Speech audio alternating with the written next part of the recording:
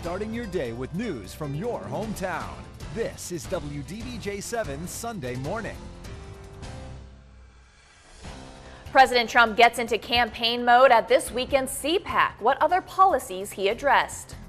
Plus, nearly a year after Stephon Clark was shot and killed by a Sacramento police officer, the DA says no crime was committed. What the mayor says about the incident. And a strong system continues to make an impact across our region. We're already starting to see rain and snow towards the north. It'll continue to spread through the region as we head through the day. We'll talk about that coming up in your forecast. Good morning. Thanks for joining us for this second hour of WDBJ 7 Morning. I am Katie Rosheko in for Caitlin Francis this morning. And I'm Ashley Ann.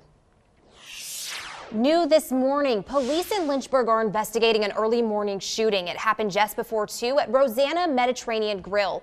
One man was shot in the arm. He's facing non-life-threatening injuries. Anyone with information is asked to call police. In the face of strong criticism from congressional Democrats, President Trump addressed a friendly crowd at the Conservative Political Action Conference this weekend. This is the president's third time speaking at the conference as president. In his speech, he highlighted the importance of free speech on college campuses, a border wall, and he denounced the Green New Deal proposal, saying it would dismantle the American economy. President Trump also touched on the 2020 White House race. Kenneth Craig has the latest from New York. The next presidential election is a little less than 2 years away, but President Trump was in full campaign mode during his speech at the CPAC convention. We're going to do it, I think, again in 2020, and the numbers are going to be even bigger.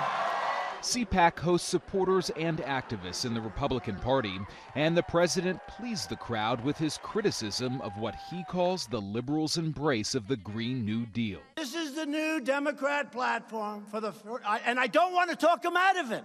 I want them to embrace this plan. I want them to go and sell this plan. I just want to be the Republican that runs against them. Could that be? He also took aim at Democratic opponents like Senator Elizabeth Warren. I should have saved the Pocahontas thing for another year, because I've destroyed her political career and now I won't get a chance to run against her, and I would have loved it. We're not going to concede one state to Donald Trump. Democrat Bernie Sanders had his own criticism for the president at the first rally of his 2020 election effort. He addressed the crowd in the Brooklyn neighborhood where he grew up. My experience as a child living in a family that struggled economically powerfully influenced my life and my values. Sanders is one of 11 people already running for the Democratic nomination, with more still considering whether to join the race. Kenneth Craig, CBS News, New York.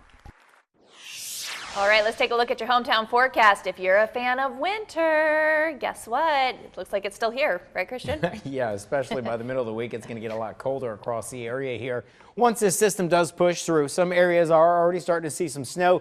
It's mainly just north of the 64 corridor. So if you're doing any traveling this morning, we're only going to see snow continue to more than likely accumulate north of the 64 corridor. You can see some showers along the 64 corridor as well. And all this stuff's going to continue to push into portions of the New River Valley, the Appalachians, as we head into the morning. And we're going to see increasing rain across the region as we head into the afternoon and evening hours. We do have a winter weather advisory here for Rockbridge, Bath, Highland counties out into West Virginia and areas along the 81 corridor and further up towards the north, because we're more than likely going to see some snow, some sleet, maybe even some freezing rain making an impact here along the 81 corridor from Rockbridge County towards the north. So keep that in mind if you're doing any traveling.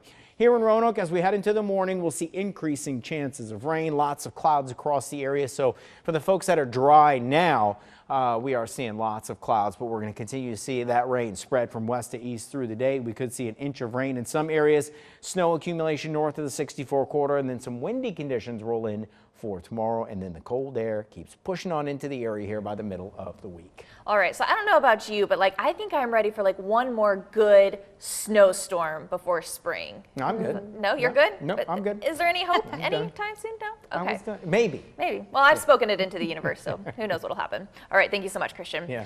All right, a Galax police officer was treated at a hospital after his car was hit conducting a traffic stop on Saturday. Now take a look at this photo. This all happened on Country Club Lane just before 10:30 Saturday morning. The tan car hit the police car, causing the police car to then hit that truck the officer was pulling over initially. The driver of the car has been identified as Angela Snyder, and she has been charged with reckless driving.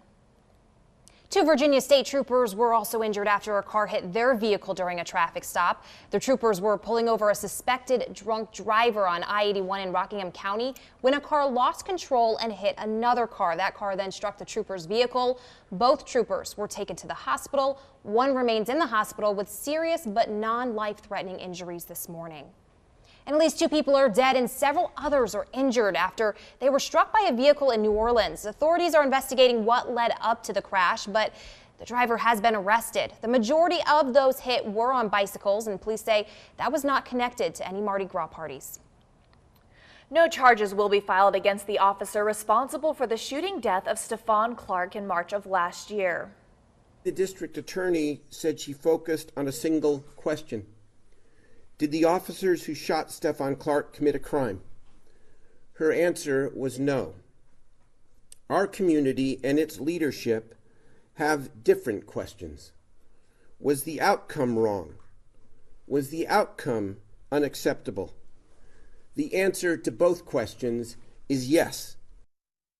The Sacramento County District Attorney said that Clark's death is a tragedy, but not a crime by the officers. Sacramento's mayor said the police department is working to build relationships with the community. Stephon Clark's family have recently filed a $20 million lawsuit against the city of Sacramento. Now, after the district attorney's decision, protesters gathered outside the Sacramento Police Department. The protest was organized by the Black Lives Matter Sacramento chapter. They called the protest a safe space while burning Blue Lives Matter flags. The group's leader says she was disappointed by the decision. Well, coming up, we've got to look at some sweet rides that might just get your wheels turning, why you might want to check out the MDA Car Show in Roanoke today. Pretty exciting. Plus, a North Carolina girl put a message into a bottle and sent it into the Gulf Stream. Where it ended up 2 years later, we'll find out.